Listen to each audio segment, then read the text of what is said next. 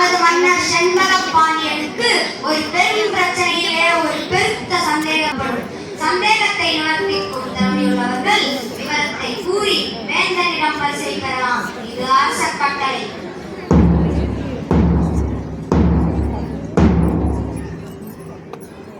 சண்டா, பரிசு எவ்வளவு? 1000 பொற்காசுகள். 1000 பொற்காசா? ஐயோ ஐயோ ஐயோ, 1000 பொற்காசுகள் என்ன பண்ணு? ஆசை கேட்பேன். சொக்கா, 1000 பொற்காசுகள் என்ன பண்ணுவேன்? அப்பா சொக்கா, அரசந்தாலும் பரிசு தொகை எனக்கே கிடைக்கும் போது அதுவும் புரிய மாட்டியா?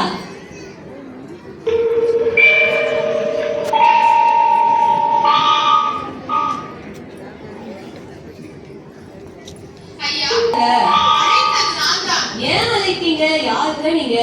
சொற்சுவை பொற்சுவை அனைத்தும் கூட்டி சுந்தர தமிழிலே பாட்டிசைத்து செந்தமிழ் பண்பாடும் புலவனா. நம்ம ஜாதியா? தண்டாகம் நீங்களும் கேட்டீங்களா? ஏன் வயசு அடிக்க வந்துருக்கீங்க போல? ஓ,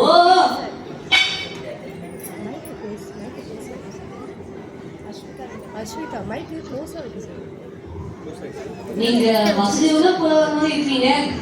ஏன் நீ என்ன? உடனே மணல் மூச்சு அதுவே தெரியல, வேகுதுங்க உள்ள. ஓஹோ, அதான் ஆண்டவனிடம் முறையிட்டு புலம்பிக் கொண்டிருந்தீரோ? ஆமா ஆமா, மனுஷன் கிட்ட புலம்பி ஒரு புண்ணியம் இல்ல, ஆண்டவன் கிட்ட தான் அழுந்து புலம்புன்னு முடிவுக்கு வந்துட்டேன். நீ புலம்பியது என் காதில் விழுந்தது. சரி, நான் ஒளிச்சின்னு ஒட்டு கேட்டிருப்பீங்க. ஒட்டு கேட்கும் பழக்கம் எனக்கு இல்லை அப்பா. நான் உன் எதிரிலேயே இருந்தேன். ஓஹோ, சரி, நான் கண்ணை மூடி சாமி கும்பிடும் போது முன்னாடி வந்து நின்றுப்பீங்க, நான் பார்த்துக்க மாட்டேன். கண்மூடித்தனமாக இருப்பவர்களுக்கு நான் தென்படுவதில்லை. என்னங்க கடவுள் நோய் பேசுறீங்க? அதுவும் உண்மை. நான் முற்றும் கடந்தவன்.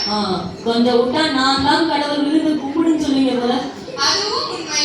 கடவுள் உன்னிலும் இருக்கிறார், என்னிலும் இருக்கிறார். பார்க்கும் இடம் எங்கும் ஒரு நீக்கமரதே என்ற பரிபூரணானந்தனே என்று பாடியவனும் உன்னை ஏப்பமா? சரிதான், நேரத்துக்கு சாப்பிடுறவங்க போல நின்று நிதானமா பேசிக்கிட்டு இருக்கீங்க. இங்க இனிமேதான் பாண்டியன் சந்தேகத்தை தீர்க்கும் பாட்டனுக்கு கிடைத்து விட்டால் பரிசங்கனை உனக்கு கிடைக்கும் அல்லவா? ஐயோ, அந்த பாட்டு மாத்திரை விட எனக்கு தெரிந்தால் அடுத்த நிமிடம் என் கையில் 1000 பொற்காசு. கவலைப்படாதே, அந்த பாட்டை நான் கற்று தருகிறேன். பாட்ட நீங்க தரீங்களா? சரி, என்பதை நான் எப்படி நம்புவது? என் புலமையின் மீது உனக்கு நம்பிக்கை இல்லை? என்கிட்ட மது பார்க்கிறேன். பாதிக்கு நான் சுமாரா இருப்பேன், ஆனா என் புலமை பத்தி உனக்கு தெரியாது. தயார்? கேள்விகளை நீ கேட்கிறாயா அல்லது நான் கேட்கட்டும்? நீ கேட்க, நானே கேட்கிறேன். கேட்க மட்டும் தான் தெரியும். கேளு. சற்று போகும். கேளு. பிரிக்க முடியாததோ தமிழும் சுவையும், பிரிய கூடாதது எதுவையும் மோனையும், சேர்ந்தே இருப்பது வறுமையும் புலமையும், சேராமல் இருப்பது அறிவும் பணமும், சொல்லக்கூடாதது பெண்ணிடம் ரகசியம், சொல்லக்கூடியது உண்மையின் தத்துவம், பார்க்க கூடாதது பசியும் பஞ்சம், பார்த்து ரசிப்பது, கலையும் அழகும், கலையில் சிறந்தது இயற்கை நாடகம், நாடகம் என்பது, நடிப்பும் பாட்டும், பாட்டுக்கு நாரதன், வீணைக்கு வாணி, அளவுக்கு, சொல்லுக்கு அகத்தியன், வில்லுக்கு, விஜயன், ஆசைக்கு நீ, அறிவுக்கு. நான். அப்பா ஆளோடு எனக்கு அவ்வளவுதான் தெரியும். பாத்தீங்களா, என்ன புல்லரிக்குது. நீரே புலவன். நீ? இல்ல, நான் புலவன் இல்லை. எமது பாட்டை கொடுங்கள். அரசன் என்ன தருகிறாரோ அதை அப்படியே உங்களிடம் தருகிறேன். நீங்க தான் பார்த்துறீங்க. பொருளின் மீது எனக்கு பற்றில்லை அப்பா. எல்லாவற்றையும் நீயே எடுத்துக்கொள். சரிதான், எமது பாட்டு தயாராக இருக்கிறது. ஐயா, பரிசு எனக்கே கிடைக்கணும். பரிசு உள்ளதே, போய் வா. மன்னா, அரசே, அரச பெருமான் அங்கே. பால் வேண்டே, என்னை பால். பாட்டுடன் வந்திருக்கும் தருமியின் வணக்கம். வருக புலவரே, வருக. பரிசை யாரும் கொடுத்து விடலே? இல்லை, உமது புகழ் வாழ்வாங்கு வாழ்ந்தது, வையத்துள் நினைத்தது. எமது சந்தேகத்தை தெளிவாக்கும் பாடலை எழுதி வந்திருக்கிறீர்களா? ஆம், நானே தான் எழுதி வந்திருக்கிறேன். எங்கே பாடலை கூறும்? படித்து விடுவேன் மன்னா. கொங்குதே வாழ்க்கை அஞ்சலை தும்பி காமம் செப்பாது கண்டது மொழிமோ. கூப்பிட்டீங்களா? பயிலியது கெளிய நட்பின் மயிலியல் செவிய கூந்தலின் நகையவும் உணவோ நீ அறியும் பூவே. அவ்வளவுதான் மன்னா.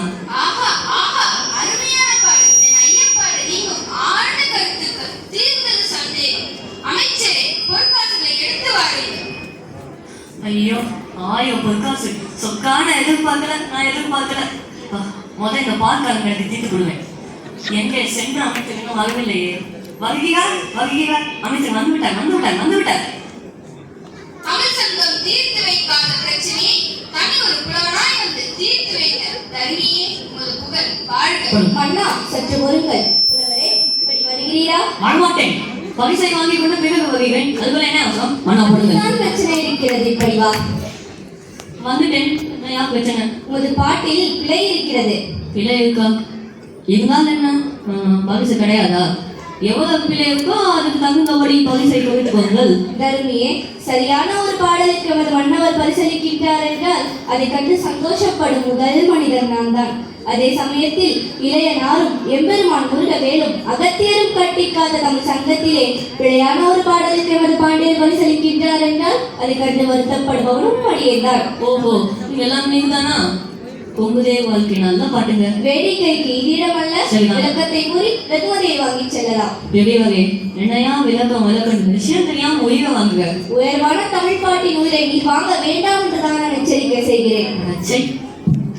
இதுக்கெல்லாம் சொல்லுவாங்க புதுசா பாட்ட சொல்லுறாங்க எந்த செயலி இறங்காதுன்னு. இப்ப வந்து தள்ளாடு.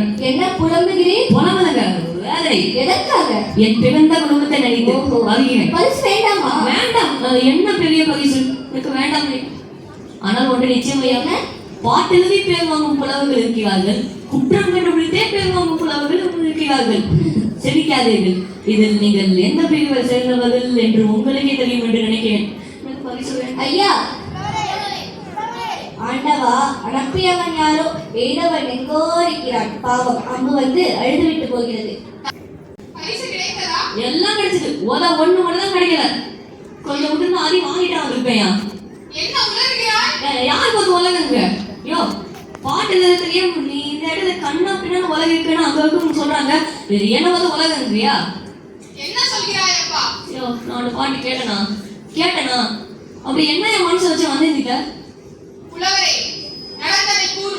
ஆமா, இதுக்கு ஒன்றும் பவிச்சு இல்லை. பேசும்போது நல்லா இறக்கமா பேசு. பாட்டு எந்த மாதிரி கவனிக்காது, போட்ட விட்டு. உடம்பெல்லாம் வேகுதே, உனக்கு பார்த்தாலே வெறுப்பாக்கியா பையன்.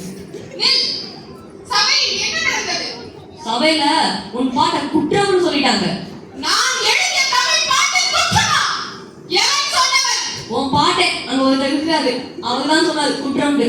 காட்டவனை மறுபடியுமா? எனக்கு பரிசு வேணாம்னு ஆள் முடியா? தர்மி,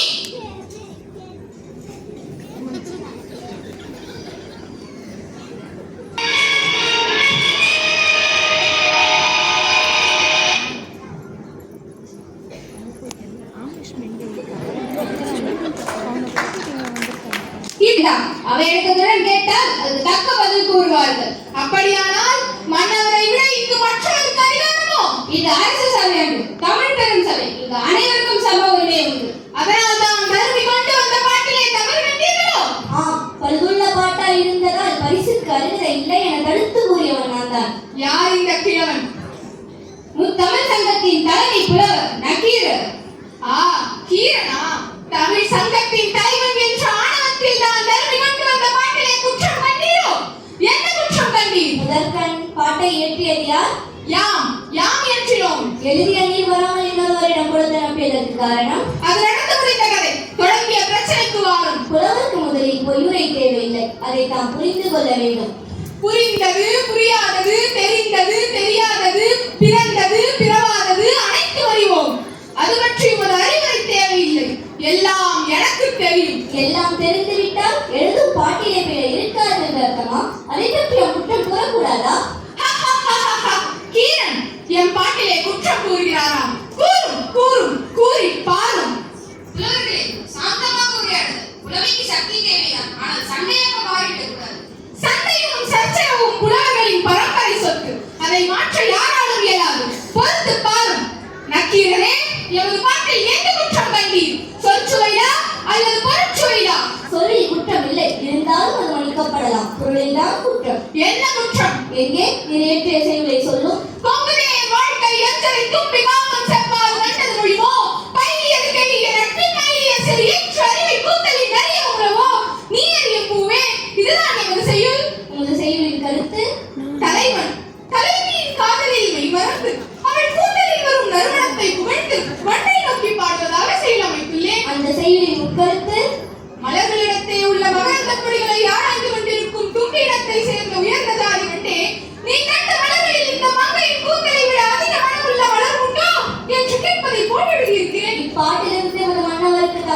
முடிவு?